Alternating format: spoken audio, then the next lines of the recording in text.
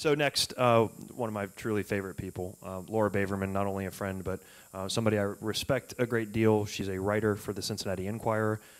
She writes for the business column, and her theme generally seems to be innovation. So she's constantly sharing the things that I'm really passionate about people knowing here in Cincinnati. So please welcome Laura Baverman.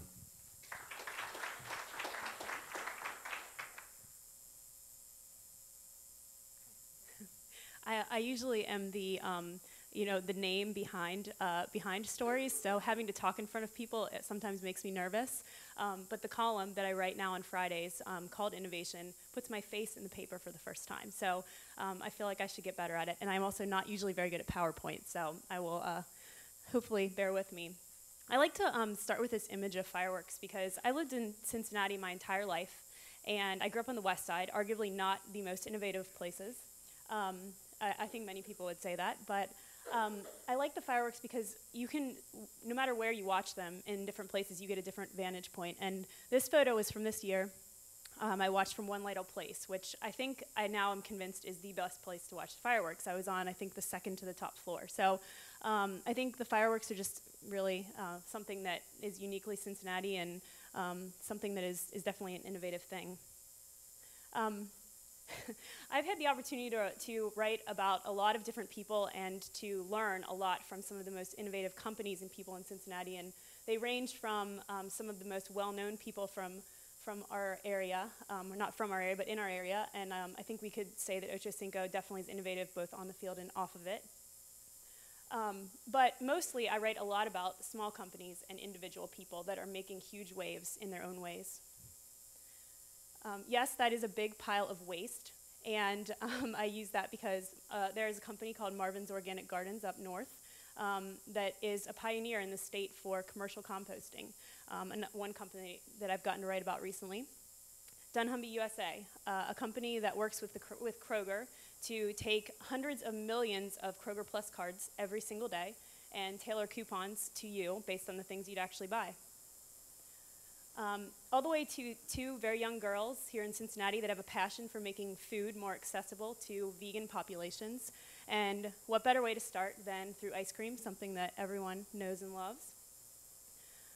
The common theme in most of the people that I write about and the companies that I write about is that they start with a seed of an idea. And Dave talked a lot about this, but they really surrounded themselves with people and resources that would help grow that seed.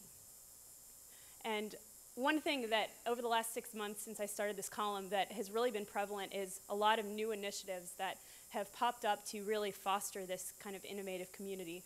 And so I'm going to go through a few of them here. Bad Girl Ventures, which is the first micro loan organization in the nation that is totally focused on women.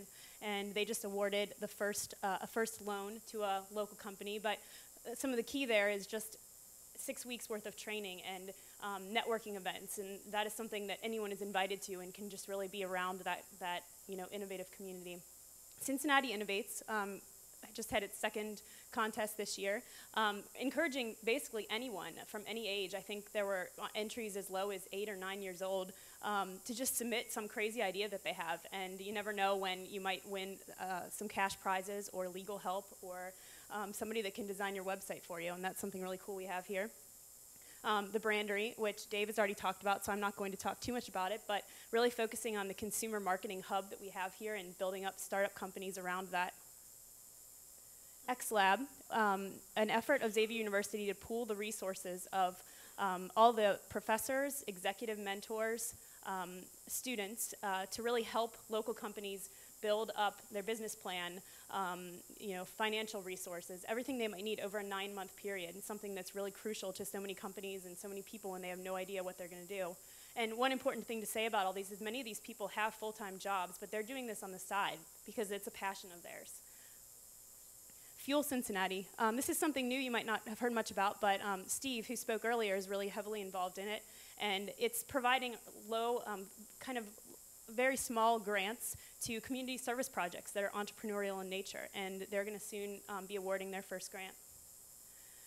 I think one thing that's really common throughout all of this is that people are kind of turning things on their head. They don't want to go in the normal. They don't want to be normal. They want to do things in their own way, and I think a lot of that is based on creativity. A lot of that starts at our universities, and I know that that's been mentioned several times, but we have a lot of entrepreneurship efforts at the universities, and I think job creation is so key in that. With unemployment rates being high, this is a key way of getting kids to start thinking innovatively. And then the DAP program, which is one of the highest ranked in the world, is really encouraging students to think about markets for their products and the things they're creating. And there's just a huge community around all of this. There are investment groups, which I have some up here. There are incubators that have been around for a long time that small companies can be housed together and seek resources together. And then there's so many companies that are supportive of this, that sponsor some of these contests and are willing to kind of do in-kind investments to foster this kind of work. And I know Dave talked a little bit about not following, but in some ways, I think when you are building more of a large community around this, people want to follow and come up with their own ways of doing it.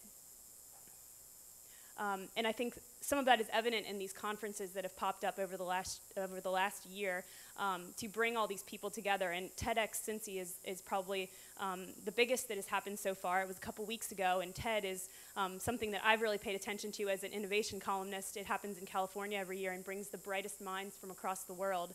And we got one of those right here in Cincinnati, and it was amazing just to hear the different types of people that spoke that I don't hear about on a normal basis, like professors and medical doctors and things like that. Some of them are still coming later this year. And other resources that would really be great for your employees or the people you're recruiting, like Ignite Cincinnati, which Chris actually founded, is an opportunity to bring people together and just share their crazy ideas in a format like this that we're doing. And they can talk about anything they would want. And Mashup, which is happening in a couple days, which is just basically a networking event of like-minded people. And Bold Fusion, which the Chamber does every year, and is really cool because they bring everyone together, and then at the end they always ask you to meet in groups and talk about ways to change the community. I've always really liked crayons, and I think it's another thing with the fireworks. It's there's so many. I think I've realized as I've been writing about all this stuff, being a longtime Cincinnatian and a native, and I'm never surprised. I'm always surprised at how much new stuff comes in my email box. I always think that I know it all. Just as being a reporter and writing about this, I think that I've heard of everything. But at least several times a day, something happens in the world of Cincinnati that I don't know about and that I get really excited to write about. And so I really feel like we have a blank slate, and there's so many opportunities for new things. And so I guess I encourage you, as kind of a message to the people that you're bringing here, is that there's no limit really to the innovation that happens here. Thank you.